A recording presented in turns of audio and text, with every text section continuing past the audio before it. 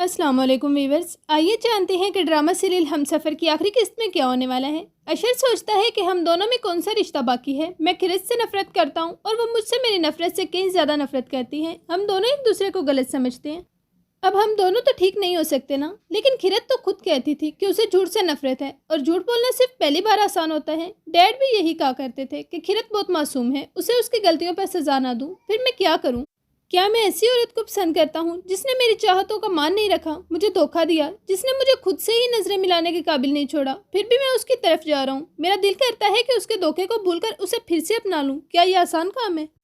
क्या मुझे चाहिए था कि उसे सफाई का मौका देता। दूसरी तरफ किरत अपना सामान पैक कर लेती है वापस जाने के लिए, क्योंकि वो सिर्फ हरीम के इलाज के लिए अशर के घर रुकी थी। वो रोते हुए सोचती है कि हरीम, मैं चाहती हूँ कि तुम्हें ऐसी जिंदगी मिले जो तुम्हें तुम्हारा बाप देना चाहता है, जो मैं चाहकर भी तुम्हें नहीं दे सकती। इसलिए मुझे तुम्हारे अच्छे मुस्तकबिल के लिए तुमसे दूर रहना होगा। मैं कैसे रहूंगी तुम्हारे बिना? जिंदा रह भी सकूंगी या नहीं? काश मैं इतनी मजबूर ना होती, तुम्हें कभी छोड़ कर ना जाती। तुम्हें अपनी गरीब माँ से ज्यादा अमीर बाप की जरूरत है मेरी जान, मुझे माफ कर देना। वो अपने दिल पर पत्थर रखकर वहां से चली जाती है। सुबह हरीम अशर से पूछती है कि मामा किधर है। अशर उसे ढूंढता है तो खिरत पूरे घर में कहीं नहीं मिलती। हरीम के रूम में एक पेज मिलता है जिसमें खिरत ने यह बता दिया होता है कि वो हैदराबाद जा रही है। वो मजीद लिखती है कि मैं आपके घर में मजीद नहीं रह सकती। मैं अपनी बेटी को आपके पास छोड़कर जा रही हूँ, क्योंकि मैं जानती हूँ आप उससे बहुत प्यार करते हैं और उसे वो सब कुछ दे सकते हैं जो एक माँ की हैसियत से मैं उसे देना चाहती हूँ, लेकिन नहीं दे सकती। आप उसका बहुत ज़्यादा ख्याल रखिएगा।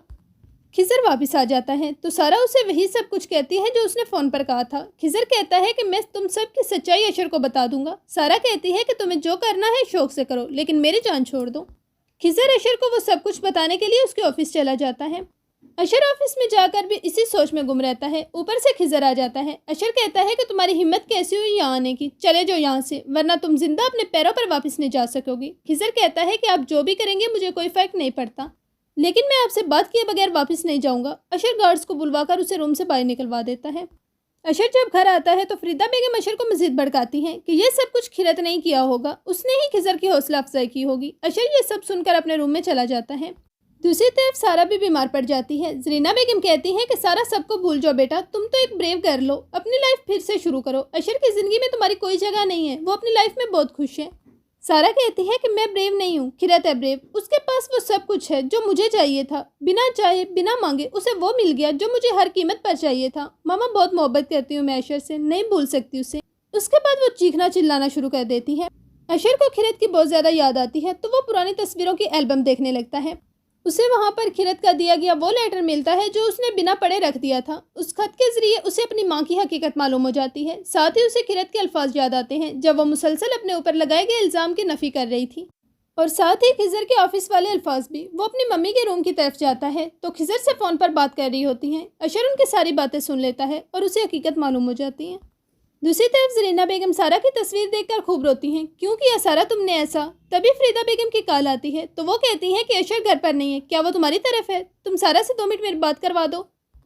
जरीना बेगम कहती है कि मर गई सारा, मार दिया तुमने मेरी बेटी को, तुम्हारे खेल का निशाना बन गई मेरी बेटी, मैं तो तुम्हें बद्दुआ भी नहीं दे सकती। खिरत हैदराबाद बतूल बेगम के पास पहुंच जाती है। बतूल बेगम कहती है कि तुमने बहुत गलत फैसला किया खिरत, क्यों छोड़कर आ गई तुम हरीम को? उसके बगैर रह सकोगी? मैंने कहा भी था ना छोड़कर आना उसे, लेकिन तुमने मेरी कोई बात नहीं सुनी। खिरत कहती है पता नहीं कैसे रहेगी हरीम, वहाँ किस हाल में होगी। तभी बतूल बेगम की बेटी आकर बताती है कि अशर तुमसे मिलने आया है खिरत। अशर कहता है कि हरीम तुम्हें बहुत मिस कर रही है। ये सुनते ही खिरत कहती है कि मैं आपके साथ चलती हूँ। वो अशर को मौका भी नहीं देती कि अशर उसे अपने साथ जाने का बोले। जब वो घर आती है तो फरीदा बेगम कहती है कि तुम अपनी अदाओं से मेरे बेटे को काबू करना चाहती हो, दोबारा से फंसाना चाहती हो इसे अपने जाल में। अशर कहता है कि मम्मी बस करें, इसके बाद मैं एक लफ्ज़ भी आपकी ज़ुबान से नहीं सुनूंगा। हरीम मेरी बेटी है। अगर इस बात का सबूत नहीं कि हरीम मेरी बेटी है तो इस बात का भी तो सबूत नहीं है कि मैं बसीरत हुसैन का बेटा हूँ। क्या कभी मेरे बाप ने आपसे सबूत मांगा?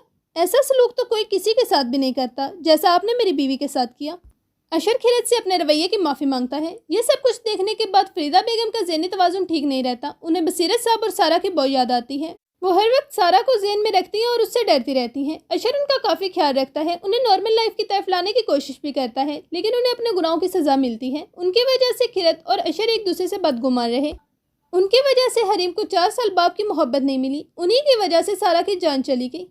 दूसरी तरफ किरत और अशर अपनी बेटी के साथ एक खुशहाल जिंदगी गुजारने लगते हैं। सच्चाई एक न एक दिन सामने आ ही जाती है, लेकिन तब झूठ बोलने और इल्जाम तराशी करने वालों को मजीद अपनी साजिशें चलाने का मौका नहीं मिलता। तो नाज़रीन, ये थी हमारी आज की वीडियो। अगर आप चाहते हैं कि ऐसी आने वाली नई वीडियोस आपको मिलती रहें तो इसके लिए हमारी वीडियो को लाइक और चैनल को सब्सक्राइब करें। बेल आइकन को लाजमी प्रेस करें ताकि नई आने वाली वीडियोस का नोटिफिकेशन आपको मिलता रहे। मिलते हैं एक नई वीडियो के साथ। अल्लाह हाफिज़।